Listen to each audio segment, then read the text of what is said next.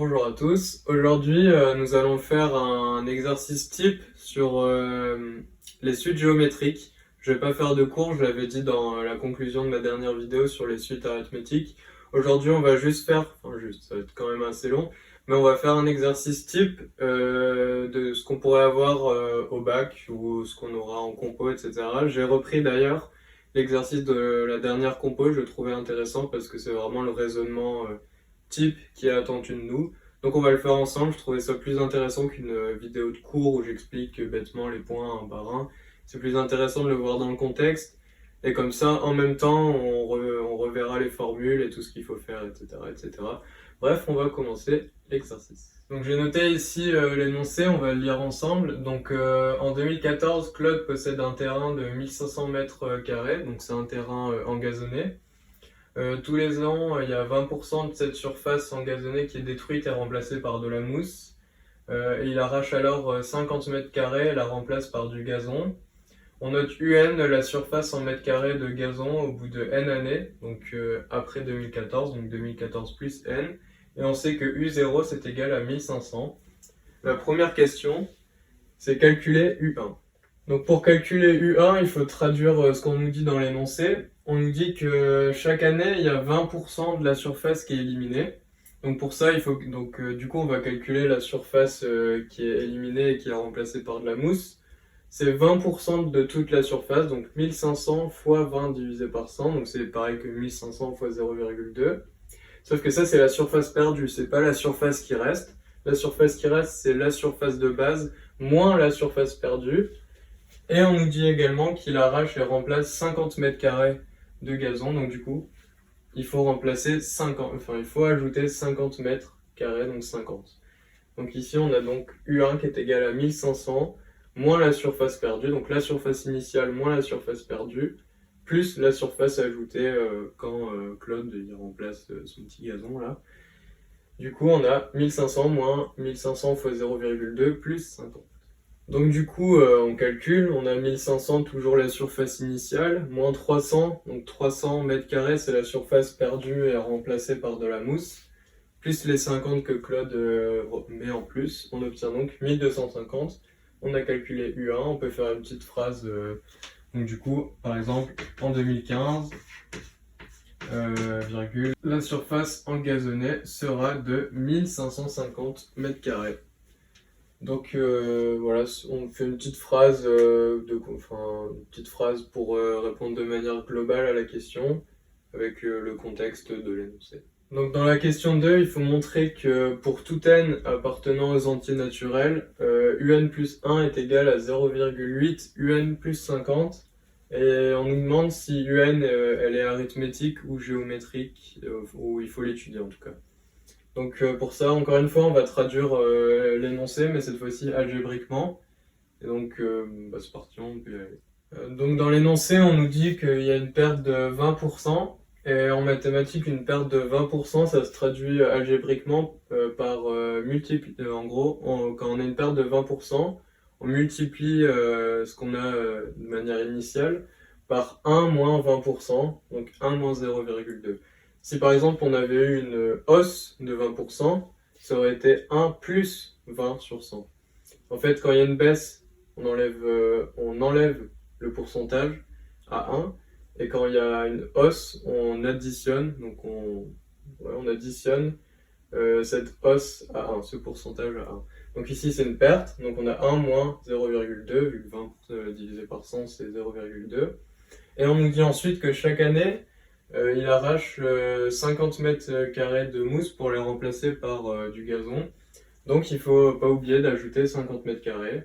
On traduit ça algébriquement par un plus 1 est égal à un fois 1 moins 0,2. Donc c'est la surface qu'on a de base fois la perte en pourcentage, plus les 50 qu'il ajoute. On a bien donc 0,8 un plus 50. On a répondu à la première partie de la question. Maintenant, pour montrer si un est arithmétique ou géométrique, on va prendre ces premiers termes. Donc ici, on a besoin de 3 premiers termes. U0, on l'avait. U1, on l'a calculé dans la question précédente. U2, je l'ai calculé rapidement ici. On reprend la formule. Ici, on a U2 qui est égal à U1 fois 0,8 plus 50, donc 0,8 fois 250 plus 50, ça fait 1050. On a trois termes. Grâce à ça, on va pouvoir savoir si c'est arithmétique ou géométrique. Comment on fait? Bon, on utilise les formules qu'on avait dans la vidéo précédente, c'est-à-dire UN plus 1 moins UN. On obtient donc une raison. Ici, si on fait U1 moins U0, on a 1250 moins 1500, ça fait moins 250. Donc, a priori, la raison, ça devrait être 250. Sauf qu'en fait, quand on calcule U2 moins U1, donc encore une fois N plus 1 moins UN, mais cette fois avec U2 et U1, on se rend compte que cette fois-ci, on obtient moins 200. Donc la raison ici et la raison ici, elle est différente. On en déduit que c'est pas arithmétique, parce qu'il n'y a pas une valeur constante pour passer d'un terme à l'autre. On fait le raisonnement pour savoir si c'est géométrique ou non. Pour savoir si c'est géométrique, on fait UN plus 1 divisé par UN, et on obtient la raison. Donc cette fois, c'est noté Q. Donc ici, on a 1250 divisé par 1500, on obtient 1,2. On se dirait, c'est bien, pour passer d'un terme à l'autre, on multiplie par 1,2. Sauf que si on vérifie avec les termes suivants, donc U2 divisé par U1, on voit que cette fois-ci, c'est pas égal à 1,2, mais environ 1,23. J'ai arrondi, mais normalement, c'est une fraction. Et donc du coup, on se rend compte que ici et ici, on n'a pas la même raison, encore une fois. Donc on en déduit que UN n'est ni arithmétique, ni géométrique. En fait, elle est ici arithmético-géométrique. Dans la question suivante, on nous annonce une nouvelle suite, une suite Vn, qui est égale à UN moins 250 pour tout n appartenant aux entiers naturels. La question, c'est de montrer que Vn est une suite géométrique. Donc pour cela, on a Vn qui est égal à UN moins 250. On peut tout de suite en déduire que Vn plus 1, c'est égal à UN plus 1 moins 250. Vu qu'ici en indice on a n, ici on a n. Ici aussi on a n plus 1, alors ici on aura n plus 1. Ici c'est intéressant parce qu'on a du un plus 1, et un plus 1 on connaît sa formule. Dans la question précédente on avait vu que un plus 1 c'était égal à 0,8 un plus 150. Et nous le but c'est de prouver que Vn est égal à Vn est géométrique. Donc ce sera intéressant de revenir à du un. Et ici c'est bien le cas, on a du un. On a 0,8 un plus 50 moins 250. Par contre, on n'a pas exactement du UN, on a du 0,8 UN. Donc ce qu'on va faire, c'est qu'on va factoriser par 0,8. Donc on a 0,8 facteur de UN, plus 50 moins 250, ça fait moins 200. Je l'ai pas écrit, mais voilà, je n'ai pas écrit la ligne intermédiaire. Moi, je vais la réécrire. Donc voilà, j'écris la ligne intermédiaire, donc 0,8 UN moins 200. On peut factoriser par 0,8, ça fait 0,8 facteur de UN moins 200 divisé par 0,8, parce que si je fais la double distribuée, j'ai bien 0,8 UN moins 200, vu que les 0,8 s'annulent. 200 divisé par 0,8, en fait, ça fait 250. Donc du coup, on a 0,8 facteur de UN moins 250. Ok, ça, UN moins 250, en fait on se rend compte que c'est Vn. Vu que Vn c'est égal à UN moins 250, et que là ici on a UN moins 250. C'est super, on peut remplacer par Vn. On a donc Vn plus 1 qui est égal à 0,8 Vn. Et c'est la définition d'une suite géométrique. Pour passer d'un terme à un autre, on multiplie le terme d'avant par un quotient, donc par une raison, ici 0,8. Donc on a bien la définition d'une suite géométrique. On a prouvé que Vn c'est une suite géométrique. Donc ici j'ai réécrit Vn plus 1 est égal à 0,8 Vn. Donc je le rappelle, c'est la définition d'une suite géométrique. On peut donc écrire que Vn est une suite géométrique de raison Q est égal à 0,8, parce que c'est le multiplicateur devant Vn. Et de premier terme, là il faut le calculer. On a V0 qui est égal à U0 si on reprend la formule qui est ici. On remplace le n par 0, donc ici on remplace on remplace n de un par 0 également. Donc du coup on a V0 qui est égal à U0 moins 250, soit 1500 moins 250, soit 1250. On a calculé V0 et on a prouvé que Vn est une suite géométrique. Dans la question suivante, on doit exprimer Vn en fonction de n. Donc pour ça, il y a des formules dans le cours. Je les ai rappelées ici dans le petit encadré en rouge. Comme pour les suites arithmétiques, il y a 3 cas de figure. Quand on a U0, quand on a U1 et quand on a UP, même si UP ça englobe les deux précédentes bien évidemment, parce que P on peut le remplacer par 0 et on peut le remplacer par 1, et à chaque fois on revient aux mêmes formules.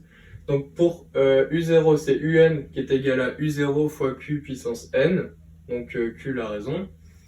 Pour U1, c'est UN est égal à U1 fois Q puissance N-1. En fait, c'est comme pour les suites arithmétiques, sauf que ici c'est en puissance et non pas en multiplicateur. Et pour P, donc c'est UN est égal à UP fois Q puissance N-P. C'est exactement pareil que pour les suites arithmétiques, sauf que c'est en puissance. Donc on reprend ici l'exemple de notre énoncé. Donc on a Vn qui est égal à V0 fois Q puissance N, vu qu'on avait calculé V0 dans la question d'avant. On remplace donc V0 et Q, on a Vn est égal à 1250 fois 0,8 N. Bah là on a écrit la formule explicite et voilà, c'est terminé pour cette question. Ensuite, on nous demande d'en déduire l'expression de UN en fonction de N. Donc pour cela, on a besoin d'une relation qui lie à la fois Vn et à la fois UN. Bah, ça tombe bien, on en a une, elle est donnée au début, là elle est plus notée, mais elle était donnée au début. C'est Vn qui est égal à UN moins 250. Là, on veut isoler UN et c'est cool parce qu'on sait Vn en fonction de n. Donc on isole UN, c'est égal à Vn plus 250. On remplace Vn par son expression en fonction de n. Et on a donc ici UN qui est égal à 1250 fois 0,8 n plus 250. On a bien UN en fonction de n grâce à la relation qu'on avait au début. Donc ça c'est ultra important, il faut avoir le réflexe. Là, on pourrait se dire, bah, comment je fais, j'en sais rien, moi je sais pas. Mais en fait, il faut regarder la formule qui lie Vn et Un. Et à partir de ça, c'est simple, on isole Un. Et là, on n'a plus qu'à remplacer Vn par l'expression qu'on a trouvée dans la question d'avant.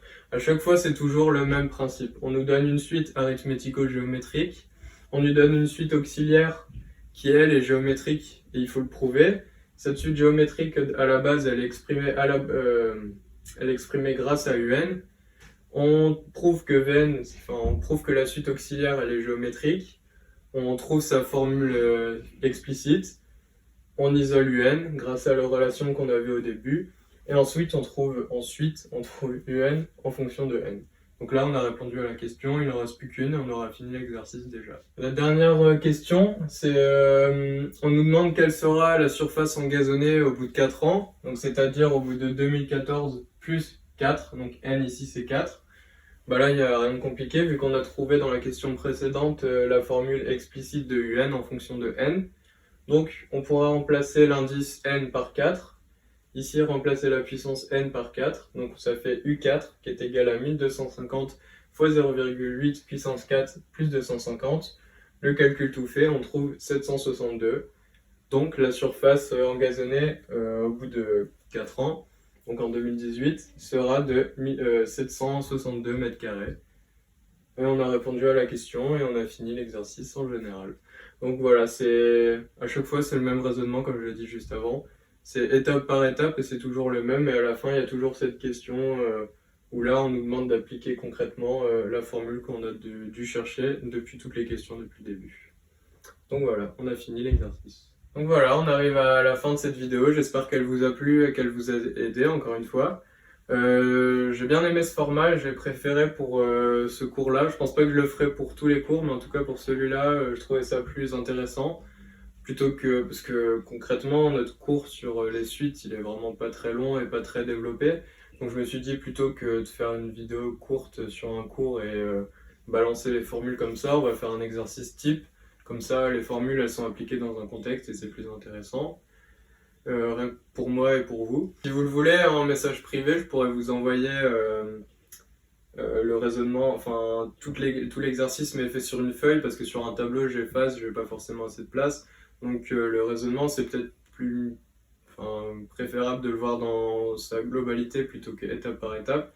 Donc si vous voulez en DM, je pourrais vous l'envoyer sur une feuille, comme ça vous aurez tout d'un coup et ce sera plus simple à visualiser. Donc voilà, on arrive à la fin de cette vidéo, n'hésitez pas à me dire ce que vous en avez pensé encore une fois, à l'aimer et à donner de la visibilité si ça peut aider d'autres personnes. Et à la prochaine vidéo, à bientôt.